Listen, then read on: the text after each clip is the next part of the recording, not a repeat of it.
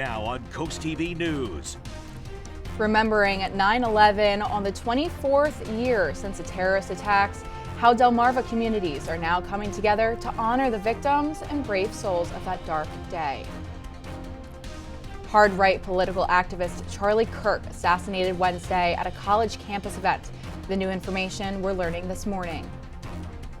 This is Coast TV News Midday. Good morning and thank you for joining us. I'm Grace Eckerly. Welcome to Coast TV News Midday. Taking a live look now into New York City this morning. Today is September 11th, 2025. Many memorials and remembrance events today to honor the victims and heroes of the terrorist attacks 24 years ago. Preparations are underway now for the tribute of lights to shine in New York. The beams are formed by 88 high-intensity spotlights and are visible up to 60 miles away.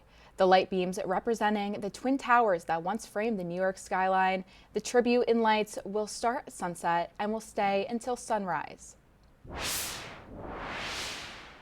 Back here on the coast, Ocean City is continuing its week of events to honor 9/11. The town's own remembrance beams of light have been shining since Friday and will last through tonight. Over in Millsboro now, the American Legion Auxiliary Unit 28 is holding its annual public candlelight ceremony at 6 p.m. at the American Legion Post 28 Pavilion. In Lewis, the Whitford family inviting you to attend their annual Patriot Day of Service at 5 p.m. The event will honor the Whitford's son, Mark. He was a 9/11 first responder who died in the second tower. An update for you this morning. The FBI has recovered the rifle that was used to kill Charlie Kirk. The FBI announcing this morning they are now looking for a college-aged shooter. Analysts releasing this video showing the distance between the shooter and Kirk. Authorities saying they jumped off a roof and escaped into that chaotic crowd. A former FBI agent now describing the stakes of this manhunt, saying, quote, "The clock is not your friend." A person of interest was taken into custody. Videos of that arrest going totally viral on social media. FBI Director Kash Patel saying that two suspects they had in custody were questioned and then released.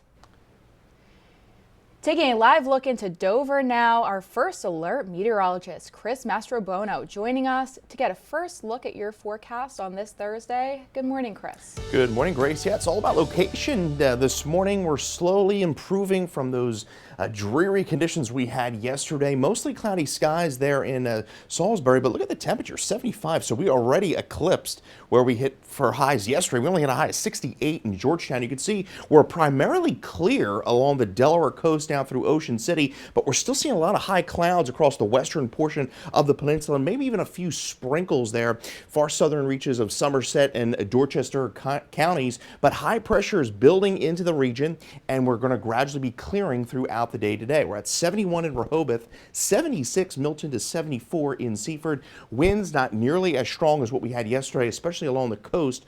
Much calmer today, but we still do have a high risk of rip currents. Seas generally between about 3 to 5 feet. 78 in Lewis this afternoon through Rehoboth. We'll see highs 77 in Chincoteague, 75 in Ocean City under partly cloudy skies. And we're going to continue the sunshine and warm weather as we go into Friday and through the weekend. The weekend shaping up to be fantastic. In fact, we're going to be approaching the 80-degree mark come over the weekend. We'll talk more about that in the full 7-day forecast. Grace.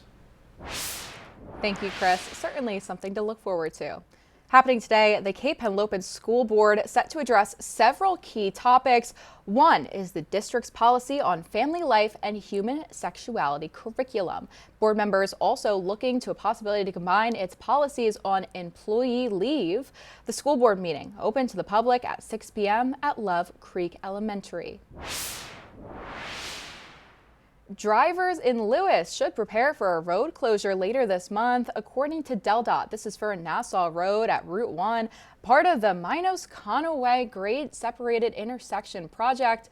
DelDOT saying it's creating a service road network in the area: Minos-Conaway Road, Nassau Road, and Old Mill Road.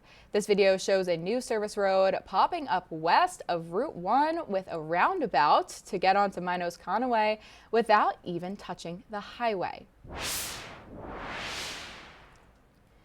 First responders were called to a serious crash in Georgetown. Take a look at this image on your screen. The Georgetown Fire Company helped clear the scene of an overturned truck yesterday afternoon. The agency saying it happened just around noon. That truck briefly blocked part of the 22,000 block of Peterkins Road. Coming up next on CoastTV News Midday, we'll show you how one house in Ocean City is having a big impact on their little guests. This week's Coastal Connections is right after the break.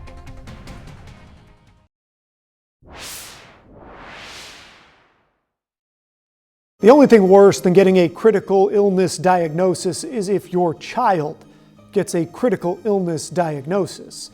Then the whirlwind begins, and while the doctors do their work to try to help the body, other groups like Believe in Tomorrow have stepped up in other ways. In this week's Coastal Connections, we take a look at a new facility they've opened in Ocean City. Smiling faces. That's not usually the first thing you think of when you hear the phrase childhood cancer. But in the toughest moment of a kid's life, the hardest moments for families, the Believe in Tomorrow Children's Foundation is there to provide a little relief, as CEO Marianne Davis explains. The goal is to reduce the stress that these families are under and going through, and treatment, and allowing them to reconnect and renew their energy. Believe in Tomorrow offers what is called respite housing. The new House by the Sea 2 condo in Ocean City actually has 5 different units, 2 big enough for large families, the others a bit smaller, and as founder Brian Morrison tells it, the price is right. Families in all of our programs don't pay anything at all. When a family is on location in Ocean City, they'll meet others facing the same struggles, which begins at the Monday night barbecue. Families start to open up and develop friendships. Sometimes they're lifelong friendships, and that starts on Monday. The town of Ocean City also plays a role. These kids, these families, they have access to the best of what the coast has to offer. Fishing, they can go to Jolly Rogers. They get offered surf lessons every Friday morning down at Malibu's. They can go out to local restaurants. They get gift cards. They can go play miniature golf. They can truly do as much or as little as they want. If they simply want to sit on the beach all week and relax and enjoy the ocean, they can do that. Believe in Tomorrow isn't a medical center. They aren't finding cures or issuing treatments, but they do play a role in mental health at one of the most difficult times that any child or family goes through. And that's what this is about, giving them a break that enables them to go back into treatment and to continue their journey through their medical process. And if we can kind of make that a little more palatable, a little easier, that's what our mission is. That mission, which is only expanded through the opening of House by the Sea 2, is a labor of love that requires no gratitude from the kids it benefits, and yet you can feel the appreciation on their faces. I think our greatest thanks is when you see them laughing and smiling and just, being a kid and doing whatever kids do. And while Believe in Tomorrow can't provide results, they do provide a respite, a break, a short rest from the challenges of treatment, of cancer, and the incredible weight of life during a daunting and dangerous time.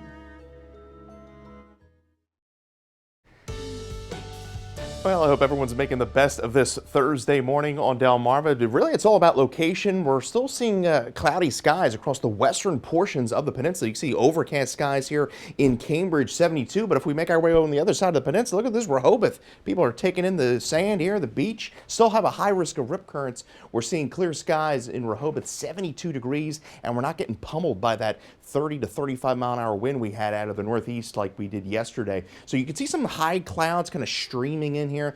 This moisture here to the south across Somerset, Wacomico, Dorchester County, just some light drizzle there. That's going to be fading off here over the next few hours. But we're going to continue to see at least a few high clouds through the afternoon, but the general theme here is going to be clearing skies as high pressure builds in. We're at 70 in Lewis, 76 Milton to 74 in Georgetown. As I mentioned, those winds very light today, anywhere between about 5 to 15 miles an hour out of the northeast. Coastal flood advisory remains in effect for the Delaware coast. This is up through 4 o'clock now. We're actually in high tide as we speak, so we could see up to 1.5 feet of inundation in those low-lying areas. Worcester County, that is up through about 2 this afternoon. And then as we go further to the south through Accomack County, that's up through about 7 o'clock tomorrow. So we still have a couple more high tides to get through there. Well, temperatures have been all over the place this month. We were at 92 back on Saturday, 68 yesterday. So we have a little bit of everything for everybody through the first 10 days of this month. We have a little summer, spring, and fall. 78 this afternoon with north winds at about 5 to 15, 76 Cambridge, 76 Princess Anne to 77 in Salisbury. So there's the clouds kind of fading away through the afternoon and into the evening hours. Tonight, chilly night. Tomorrow morning, we're dipping into the lower to mid 50s away from the coast. Our Friday, wall-to-wall sunshine, an absolutely gorgeous afternoon as we get up to near 80 degrees, and we're going to continue the pleasant weather into the weekend. So we have the Walk for Prostate Cancer here coming up, Cape Penelope State Park. We'll have temperatures beginning in the 60s, rising into the 70s by the afternoon. Festivities kick off at 8 a.m. Now, we're going to stay clear into Sunday. We'll have a weak front pushing through Sunday into Monday. Then as we go into the next week, I think high pressures may win out here. We're tracking a storm potentially developing off the Carolinas, may push some moisture into our area by Wednesday. We're going with a drier trend right now. While the tropics, we're in the peak right now. And it's been quiet, but we have a wave coming off of Africa, could develop over the next 7 days, about a 30% chance of development there. That will be Gabrielle if it develops into a tropical storm. We have 78 this afternoon with clouds to sun. 56 overnight, mostly clear, cool and pleasant. We're at 79 to round out the week, a gorgeous Friday, and really a nice stretch of weather here. We're going drier next week, but again, we could see some moisture work into here Tuesday and Wednesday, but right now we're going with partly cloudy skies and temperatures in the mid-70s. As we work our way towards the end of the week, we know you might need a little late week pick-me-up, and that's where Coast Life comes in. If you tune in at 4 o'clock today, here's what's going on the show. We're talking Beer, Wine, and Spirits Festival. It's back for the 8th year in a row. We're also going to be spilling a little drama, spilling a little tea, more stuff you don't want to miss with our Spill the Tea segment. And we're also going to be chatting with our friends with the Parker Group about their upcoming Aspiring Entrepreneurs event. It's definitely going to be something you don't want to miss. If you've got some big business ideas and you don't know where to start, well, our friends there have the answer. All that fun and so much more is happening today at 4 on Coast Life. We'll see you then.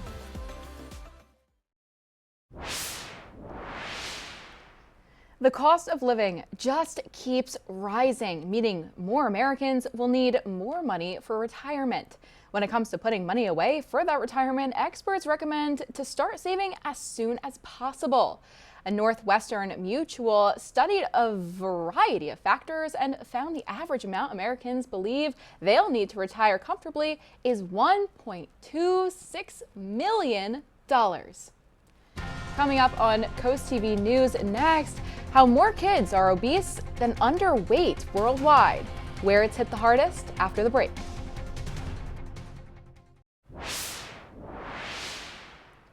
September is National Child Passenger Safety Month, and safety advocates are urging all parents to keep your young children safe in your vehicles by knowing how to install and use car seats correctly. In today's Health Minute, Mandy Gaither has tips from a pediatric emergency medicine doctor about how you can make sure your child is safe.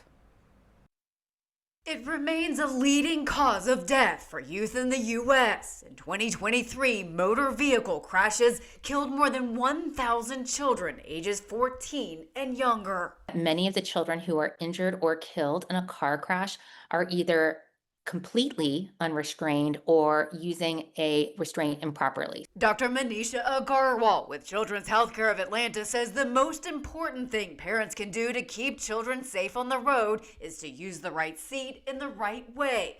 First, make sure to buy the right car seat. Very young children need to ride in rear-facing seats as long as possible until they hit the maximum height and weight suggested on the seat. Then, a forward-facing seat is the next step, followed by a booster seat. Check the seat's manual for maximum height and weight limit. And if you've thrown out the instruction manual, most of these car seat manufacturers have really helpful websites where you can find that manual and figure out what that height and weight limit is. Next, make sure the seat is properly installed. The Safe Kids Worldwide organization says use either the seatbelt or lower anchors to secure it. Don't use both at the same time.